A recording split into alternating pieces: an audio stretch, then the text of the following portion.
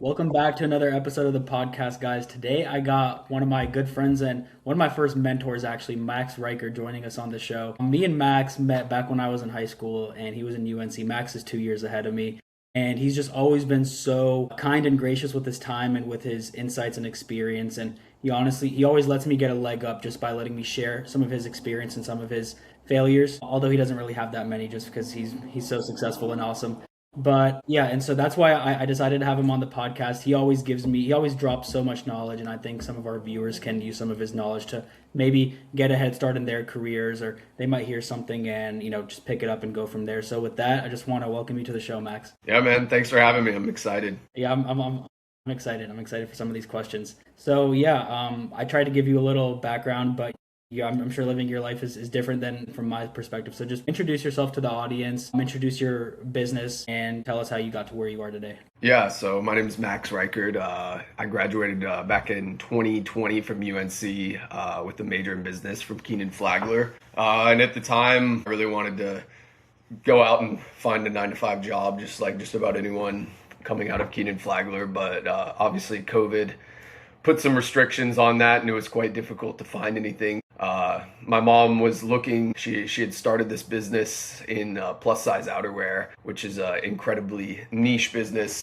And she was looking to kind of go more hands off. It was a pretty decent little Amazon business at the time. And I pretty much stepped in at that point and said, I'm not doing anything other than sitting around.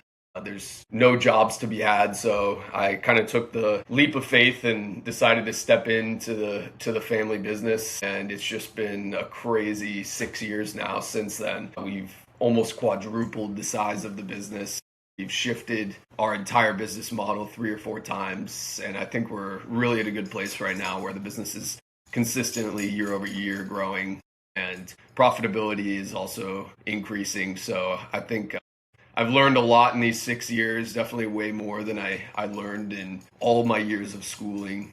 And there's been some failures, there's been a lot of successes, but it's been a wild ride. I've learned way more being in the real business world than I have 4 years in Keenan Flagler and then another year and a half in the Master of Accounting program. And that's not to knock them. It's just those schools are kind of more built towards, like you said, the people who are going into those corporate 9 to 5 jobs. And it definitely takes a certain level of grit to go into family business. Me and you had a similar start in our careers that way. But what do you think was the difference between joining a family business and kind of tweaking it from the inside rather than starting a business from scratch or even going into 9 to 5? Yeah, I mean, there's obviously the advantage of not starting from zero. When you're starting from zero, it's starting with the idea, and I didn't necessarily have to like come up with the idea, which I am very grateful for because I think I kind of thrive in that more intermediate stage of like being able to tweak and figure and optimize for growth. The idea phase is definitely something that honestly still to this day scares me a little bit just because it is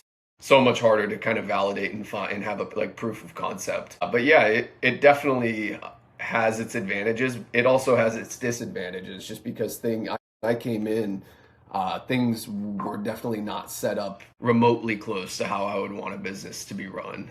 It was very archaic, and it just kind of comes down to, I'm sure you experienced this as well, like coming into your parents' business. Our parents are from a different generation, and like my mom specifically is definitely not like super tech savvy. And our inventory was being tracked on a Google spreadsheet. We had 2,000 SKUs, and every time a sale came through, we were going in and manually adjusting, removing one from inventory, which led to huge amounts of opportunity for human error across our entire staff. So there was a lot of groundwork to be done from day one. Like one of the very first things I did was figure out how to bring us into the modern era in terms of like stock keeping and inventory tracking. And that was a huge undertaking that took a lot of time from day one. If you're starting your own business, if I was, that would be something that I would have done on day one when we didn't have 2,000 SKUs. So there are disadvantages to stepping into a kind of established business, but obviously there are a lot more advantages than disadvantages. It's definitely a blessing to kind of have that foundation set, have someone go through kind of like the harder time of building a foundation. And I also think there's 0 to 1 guys, but then there's 1 to 100 guys. And it sounds like you would actually prefer kind of seeing everything and then taking the technical education you learned in your life experience and coming in and rearranging things. And with that rearranging process, did you ever run into ruffling some feathers, whether it was with your mom or any old employees that maybe kind of saw you jump the line and they're like, "Hey, why does he get to tell us what to do now?" Yeah. Yeah, I mean, I think the biggest thing for me is like day one I came in and I was very like adamant that I wanted to start at ground zero. I still to this day pack and ship orders, I'm pulling orders. I mean, it's definitely you kind of have to go in and earn respect of everyone there because for me, I didn't want to come out of college a 22-year-old and just come off as a know-it-all. But yeah, I think a lot of businesses run on tribal knowledge. So things that people know from experience. And I think that that was one of the biggest difficulties for me is that everyone in this business had a lot more expertise on what we were doing in terms of operations. In terms of like digital marketing, we had essentially nothing going on. So in that sphere, like I kind of came into my own. It basically was my job was to do digital marketing and no one else had ever done that before. So that was a little bit easier. I didn't have to have someone looking over my shoulder telling me what to do. But in terms of operations, like in the day-to-day warehouse, it was definitely a little bit difficult just because I wanted to make it seem like I knew what I was doing, but I truly didn't because I had never run a warehouse before. I had never, ran full pick pack shipping lines before. And those things all seemed pretty easy and self-explanatory to me, but once you get in there you start realizing, oh, there's a lot more to this than initially meets the eye. And that's kind of where the tribal knowledge comes in. Everyone had all these processes that were passed down from one person to the next, and I didn't necessarily, that this isn't stuff you can read in a textbook. And that kind of goes back to Keenan Flagler. I think a lot of things that I learned were very helpful in school, but more than anything, I think the work ethic and just kind of the structure is what helped me the most come into this position. It wasn't necessarily what I learned. It's kind of how I learned to learn. That makes a lot of sense. Even though some of the stuff that they taught you and they taught us was more for kind of bigger Fortune 500 companies, you can still take some of the lessons and apply it to small business and turn it from a small business to a mid-sized business. Yeah. 100. If we take a step back, what's one piece of advice you would give to someone that's going back home after college and working in their family business? Yeah, I think it goes back to just like respecting what already exists. I think for me, coming out of college, and especially like having this, I feel like coming out of Keenan Flagler, you kind of have this like aura of like, oh, I must be really smart because I got into UNC, I got into Keenan Flagler, and you kind of assume you're just a hot shot going into this family business. And I think for me, it took me a little bit of time to really like respect what they had built. And even though I could see the inefficiencies and the inadequacies, I think it was important for me to understand that this system has worked. And just because I see how it can be bettered doesn't necessarily mean that there's inherent like wrongdoings in the way that they set things up. And that was difficult for me because going back to like the inventory tracking, like the whole Google spreadsheets thing, like for me, like day one, that was a huge issue. And that took like my mom and everyone in the office a little bit of like nudging to go towards because they were so used to doing things one way. And here's this 22-year-old kid who says, oh, this is how everyone else is doing it. Why aren't we doing it like this? And they're like, well, this is working for us. So it definitely takes some time to learn that you need to respect what already existed before you were there. And then I would also say just really listening before making wholesale changes because once again, I came into this and everything was so obvious to me what needed to be changed, but I didn't really take the time to listen to what everyone there had to say at the get-go. And it definitely can contribute to ruffling feathers if you come in and you're wanting to change everything because you think you know what's right before sitting down and actually listening to what the people there have to say. And I think that's one of the biggest things I do like to this day with all of our like the warehouse staff and everything is they're my ears. They do this stuff day to day in the warehouse, figuring out what processes are inefficient. And that's kind of where any change comes from now. Whenever they have something, they bring it to me. And that's now my first step is letting them kind of come to me and figure out what we need to change. So yeah, listening and then just respecting what already exists before you were there. You're 100% right. You have to respect what was built before you because it got to where it is now for a reason. Specifically for family business, it's important to respect what your father or your mother already built, and then just try to use kind of like you said, like the modern era knowledge to see if we can do anything better. And a great sign of a good sign of a great leader is someone who can listen instead of ordering people around, because you have to trust the people who are in it day to day to kind of bring bits and pieces of information for you, and then you as a leader have to sit back and decide which door you want to go down. There are certain doors you can go in and you can come back out, and then there are certain doors where you go in and the door shuts behind you. So it's your job as a leader to kind of decide, okay, if we do this thing and it doesn't go the way we expected, can we undo it, or is it going to be a permanent thing? I know you mentioned you guys have scaled a lot vertically, which congrats on the success. But I also know in some of our private conversations, you guys are starting to scale horizontally as well. What are some of those bigger decisions you've made that have allowed you guys to scale vertically and horizontally? The first decision that when I came in I made was there really wasn't a brand when I came in. She was private labeling and had this business name called NW Sales Connection, which was more of just like a overarching business name. And she had a couple different private labels under that name. And so my first decision was to drop the NW Sales Connection. One of the private labels was called the name of the business. And I basically turned the entire business into that private label.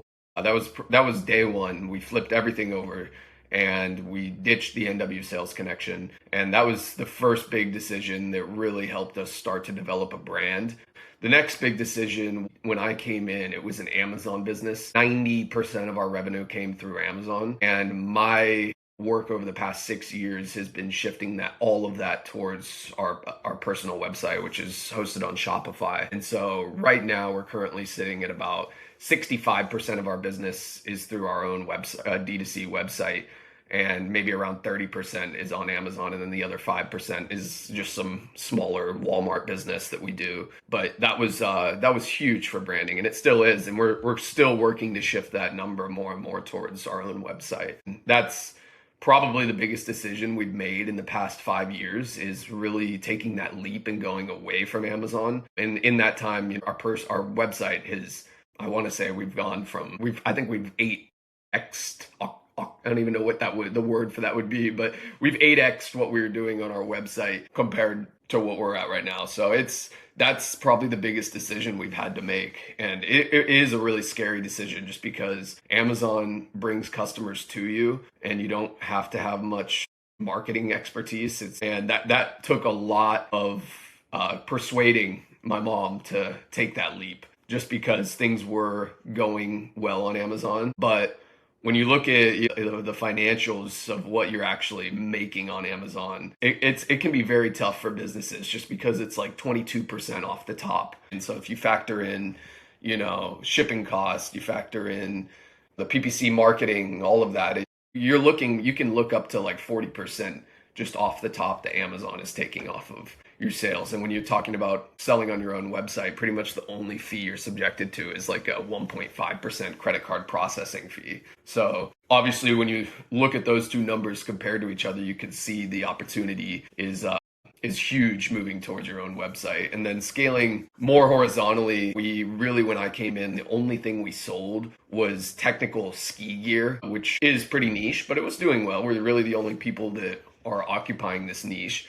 And my work over the past 5-6 years is figuring out how do we widen the breadth of what we can sell. And that has been extremely successful for us. That's what's allowed us to kind of have more of a year-round business than what we used to have. I'd say historically, 75 to 80% of our revenues came from November through the end of January. And now maybe 50% of our revenues come from November to January. And the other 50% is March all the way back through October. So that's been a huge ongoing work for us, is finding how do we occupy a space where we aren't necessarily so hyper reliant on seasonality. And we've done that just through scaling into rain jackets, lightweight soft shell jackets, rain pants, rain bibs, hiking pants, all that sort of stuff. So yeah, that's been a huge undertaking for us. It sounds like the main theme across, whether you're scaling the business numbers wise or kind of products wise, is you just don't want to be over reliant on one thing. Like, you don't want to be over reliant on Amazon in case something changes with their policies, or if they decide to increase the fees even more. And you also don't want Mhm. to just have the main part of your business be 3 months out of the year, be one season out of the year. I think, kudos to you. Sometimes it takes someone from an outside perspective to just come in and ask questions and understand, okay, we've been doing it like this for so long. Why don't we look at it from this point of view? And yeah, Mhm. Amazon's doing great for us, but what if we could just cut out the middleman? Going in, you said you went in from ground zero and you kind of worked your way up. So how is kind of your roles changed, and what is kind of your day to day? Are you mainly in meetings? Are you just kind of listening? Or are you making 2 to 3 big decisions a day? Or are you still really involved in the actual operations of the business? I would say at the beginning, I was definitely more involved in like warehouse operations and day to day, processing orders, picking, packing, all of that. Just to really, to get respect, kind of like we talked about earlier, but also I do think it's super important to understand the business you're in every single facet of that business, because without that, I don't think I would have been able to make decisions that I've had to make over the past 5 years. And it also has allowed me to build, we have a real family atmosphere in our warehouse. We're all super, super close. So I think at the beginning, I was definitely more heavily involved in the day to day, but I would say right now, a lot more of my time is spent focusing on growth factors. So the bulk of my time is spent on PPC marketing, Google and Meta ads, and just continuously coming up with new content for those and strategy. I meet with a lot of people over at Meta who kind of on a weekly basis we're having meetings to discuss our ads because we're a pretty big advertiser for them now. But it really just depends on the time of the year for me. Like right now, I'm heavily focused on finalizing our order for next winter, and this takes all of my time because I'm designing all of our products. I'm and my mom are trying to come up with standardized sizing charts to come make our products more cohesive. Really, it's that's what's so great I think about being in small business is no day is the same. And honestly, a lot of times I walk into the office and I have no clue what I'm going to do that day. And somehow I find 8, 9, 10 hours of work to do in one day. And then the next day, it's something totally different. I could be designing jackets one day, and then the next day, maybe I'm having to redesign our warehouse and remap where items are being stored in the warehouse. So I think that, and I'm sure you can relate to that. That's what's so exciting about small business is that you really are involved in every facet of your business, and you really just it keeps you on your toes, I would say. Sometimes it's exciting, and then sometimes I walk into the office, which for me is my home office. I just Yeah, you get out of bed. sometimes I get out of bed and I expect to do 10 tax returns, and I actually have to spend 10 hours on the phone with Oh, QuickBooks yeah. or because like there's a problem. Say some days aren't exciting, No, but for the that's most so part, true. It's like some days yeah. I do walk in and then that's the thing is things can that's why I told you earlier I have like 200 tabs open because I start one thing and then we're getting calls from customers that this item is defective and it's bursting at the seams, and we're dealing with It's customers got who are a saying, "Oh, this whole new package was stolen." You can get derailed easily. So that's why I leave all these tabs open because I tab. consistently get derailed. I'm like, I come back 3 days later. I'm like, oh my gosh, I forgot I had this tab open and I was working on this and I never finished it. That's so funny. So you've been in this for 6 years now. If you could go back to 2020 Max and tell him something, one piece of advice that would get to where you guys are today in half the time in 2023, what would be that one piece of advice that you would tell the younger you? That's a really good question. I think the main thing I would do differently is take less risk early on in my career. I think when I was young and naive, I thought this business was going to set the world on fire. And we took a lot of risks in my first year. COVID also was a really interesting time just because everyone was shopping online. And so my first year, we had a crazy amount of growth. And we thought that everything I was doing was just making this business grow so fast. And we kind of neglected to really sit down and assess the current state of the world. And we placed this massive, massive order. And turns out the next year was the worst year in terms of snow in the last like 30 years. And it took us 3 or 4 years to pay off the inventory. We were floating, balances on credit cards and flip-flopping between lenders. And it really just ended up being a disaster because we overestimated how quickly we could grow. If I could go back, I would just take it a little slower. I think that I didn't take time to really assess what growth looks like in this company. And I think we have a great understanding of that too now. And it comes down a lot to like strategies with ordering inventory. We went in that year, we ordered a ton of inventory. We ordered like 20 new styles. We made all these new styles and all these new colors, and we'd never really tested these styles or colors with our audience, and a lot of them just didn't resonate with our audience. And so now we've realized over the years, when we launch something new, we have to do it on a smaller scale and get a proof of concept and see, does this resonate with our audience? Does our audience, like this style? Do they even like this color? Like, we know now, like, certain colors just don't resonate with our audience. And we went way too deep, and it definitely set us way, way back for a couple of years. But we've dug ourselves out of that hole now, and I think we're really on a good path towards consistent growth. And now I think I can be a little bit more risky. And whereas back then I think I should have been more risk averse, just because I didn't know necessarily what resonated with our audience. Yeah, the worst thing that can happen to a young entrepreneur or even someone who's playing, casino games for the first time is to Yeah. get that first win, because then you think you're immune, especially being Hmm. young, out of college, out of not only just a college, one of the biggest and best business schools in the whole country. Yeah.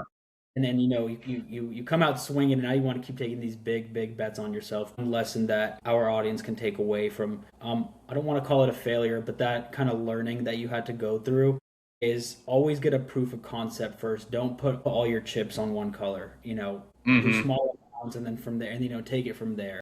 Being in an inventory heavy business, what's some of the biggest challenge when it comes to forecasting demand? You don't know what colors people like. You don't know if it's not going to snow one year, right? What are some of the challenges in managing inventory? It's probably the hardest part of this business, I would say. And that's what I'm working on right now. Even after a really great winter, our biggest issue over the past 2 or 3 years actually has been we've been selling out of inventory too fast. So instead of being, too risky, we've almost been too risk averse in the past 2 or 3 years. And this year, we were out of most of our jackets by mid-December, which is terrible considering, January is our biggest month of the year. So I think the hardest part for us is now taking on that risk. And it probably goes back to when we made the big mistake of taking on too much 4 or 5 years ago. And so I think outerwear is probably one of the hardest clothing sectors to forecast, just because it is seasonal. There's not really models built out. Like in business school, we learned a lot of different forecasting models, and you can kind of factor in seasonality. But factoring in seasonality accompanied with exponential growth, it's super, super difficult to model that. And so we kind of have to go just based on what do we think our business realistically is looking at for growth next year, paired with how much did we sell last year. So it's definitely the most difficult part of this business. And right now we are consistently under ordering. So we're really working right now to bolster the courage to take the risk again for next year, and kind of bank on the fact that the past 2 or 3 years we have sold out so early. But it's also really difficult for us because outerwear is much, much more technical to develop than say a t-shirt. A t-shirt lead time, you could probably place an order for 1,000 t-shirts and have it at your door in 3 to 6 weeks. Outerwear, the lead time is anywhere between 6 to 9 months. So here we are sitting at the beginning of March, and we're just placing our order that's supposed to arrive towards the end of September. So we only have one chance to get this right. We can't see in November that things are going really well and be like, okay, let's place another order and have this by the beginning of January. You got one chance to get your order in, and if you mess up, you mess up. And there's this year I could have told you by middle of November that we were going to sell out of a lot of our inventory really early, but there's nothing I can do about it, unfortunately. I couldn't place an order and have it at our door to sell in January. So yeah, it definitely is incredibly difficult. And then couple that with just the sizing complexity of our size range. We've had to really develop our own sizing standards because we're the first people to ever exist in this niche of extended plus size outerwear for both men and women. So we've gone from the ground up and worked with a lot of plus size models that we have used to help develop our sizing standards. And so yeah, It is an incredibly difficult process to navigate. I would say it's more difficult than like 90% of inventory heavy businesses, just because you couple a, super niche sizing standard with long lead times and then factor in seasonality and growth. It's difficult, and I can't say we've mastered it yet, unfortunately, but I'm hoping we get it more right this year than we did the year before. Especially a year like this year where we had a lot of snowstorms and a lot of snow. Yeah, I said, exactly. I'm sure you guys ran out of inventory fast. I just looking at some of my clients for the firm. I never envy people who are in inventory based businesses. I don't know why, but my brain just doesn't work that way. Yeah. I've never been in an inventory business. Shout out to all the inventory based business owners out there, Yeah. like yourself. Oh, Because it's it's a different difficult. level of hard. It really is a different level of hard. Just trying to manage cash flow and forecast demand. Like you said, they don't have ready-made Excel templates for niche Hmm. industries. Yeah. So that kind of goes into my next question, which is how important has bookkeeping been, financial reporting, and kind of managing that growth, forecasting that growth? Yeah, just like, touch on that a little bit. Yeah, I mean, obviously, like accurate financial reporting is it's the main difference between properly running a business and just guessing, I think. I think without closely following the financials, we really wouldn't have an idea of what kind of risk we can take on. So yeah, without clean financials, there's no way to make good decisions about inventory, pricing, or marketing spend. I think it factors into every single decision that we make. And I think that for us, the first thing we do is look at the financials. And when you're a small business, it's probably a little bit easier to do so than when you're a Fortune 500 company. So we have two people and we can kind of run through things pretty quickly. But it for us is the main metric that we'll look at to make sure that we're just not guessing on inventory to order, on marketing spends.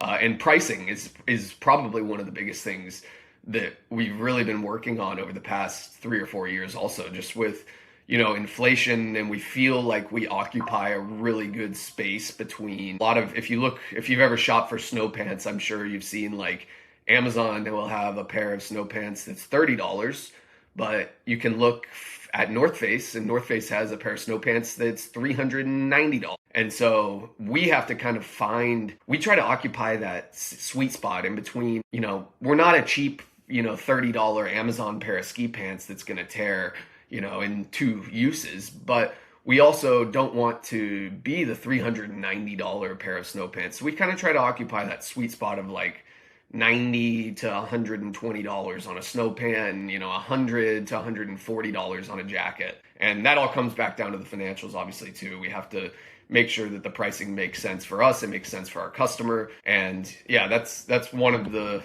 main things that we've been focusing on in the past year or two as well, is just making sure we account for inflation, but not so much to a point that it's hurting our customers' pocket too much. Yeah, and I think you highlight a great point. That's what a lot of people get mixed up about bookkeeping. They look at it like it's a scary chore for them to do, but numbers really do tell the story of a business, and they make you help you make better decisions. It lets you run forecasts like, hey, if we raise the price too much, are our customers going to leave, or hey, are we leaving some meat on the bone over here?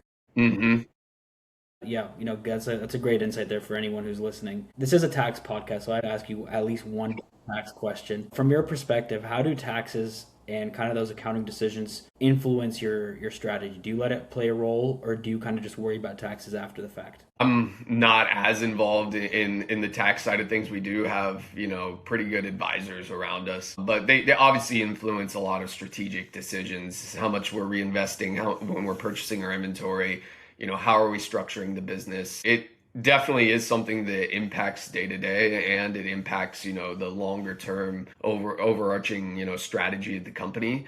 And I think having someone that is tax savvy is a massive asset to any business, just because the amount of money that you can save in taxes is truly mind boggling. And I'm sure you have spoken about this on your podcast with other people more too. And as a CPA coming into a business, I'm sure it's always shocking to you how much money is being left on the table by businesses consistently. And I think we still have a little bit of a ways to go on that. I think, obviously my mom is nearing retirement and I'm a more of a young whippersnapper. So maybe I am willing to be a little bit more aggressive with tax strategy, whereas she's a little bit more conservative on her tax strategy. As anyone could probably relate, one of my least favorite things to do is paying the government more money. So Yeah, they don't really know how to use it too well. no, Pretty much no matter who's in office, it's never a fun time seeing how your tax dollars are spent. yeah, no. I'm honestly glad that there's no breakdown to see where my tax money is going because I think that would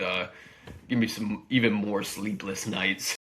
Yeah, I know you're so involved with the digital marketing and it's kind of self-taught, but there's certain things that you can kind of as a business owner, you can figure it out and you can do it better than anyone else. But then there's certain things that maybe don't light a fire under you like tax strategy. And at that point, it does make sense to not try to do it yourself and try to get a trusted advisor and even a niche advisor, someone who is more geared toward whether it's inventory based businesses, whether it's, someone who's really niche down into, outerwear brands. It's always important to get a partner for that.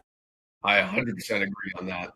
Yeah, just to cap this thing off, we're gonna go through some rapid fire questions, and I'll get you out for your busy day ahead. So I know off camera, me and you have had some conversations about growth through acquisition or growth through internal growth. For you, what do you think is a better strategy? I think honestly they kind of go hand in hand. I think at the beginning internal growth, it really forces you to build a strong foundation because no one wants to acquire a company that's not structured well. But obviously the long term idea for me is acquisition. What's the most valuable lesson you've learned as a leader? I would say, honestly, I think just having a great team around you. I think you need to hire people who are better than you at certain things and be okay with that. Yeah, I think that has helped me learn more as well, having smarter people around me. 1,000,000,000% couldn't agree with you more. Mhm. What's one mistake that you've made besides the inventory problem we were talking about earlier? Yeah, well, that's definitely the biggest thing. I think, and I hate that I already also said this, but I think just assuming that I know everything better than the people around me. And I think the biggest mistake I made was just not taking time really to listen to everyone around me at the beginning of this venture. What's one piece of advice that maybe your mentors have taught you that you kind of carry with you every day? Well, that's a great question. I would say honestly, it's a pretty basic one, but for me, the best piece of advice, my dad is one of my mentors. He's a very successful businessman. And at the very beginning, he just told me, do not reinvent the wheel. There's nothing that has been done that you can't do. And there's also a lot that you can learn from people who have succeeded before you. So I think I take that into my day to day. It's just looking at what do the big companies in our industry do and how can I replicate that but make it my own. I think that's the best piece of advice I've had going into this business because it gives me a kind of a North Star to walk towards. That's awesome. That's awesome, man. So I know you're kind of more private. You're not really on LinkedIn, but if someone wants to connect with you after this, after listening to this podcast, where can they kind of reach out to you? I'm on Instagram, Max Reichard. I'll make sure to put that in the show notes. Max, thank you for your time. And if you're looking to become a new client, we recently had a name change. We're now called Next Level CPA. So if you want to become a client, we're going to make sure to put our phone number and email address in the show notes. But yeah, thank you so much, Max. Yeah, man. Thank you so much for having me.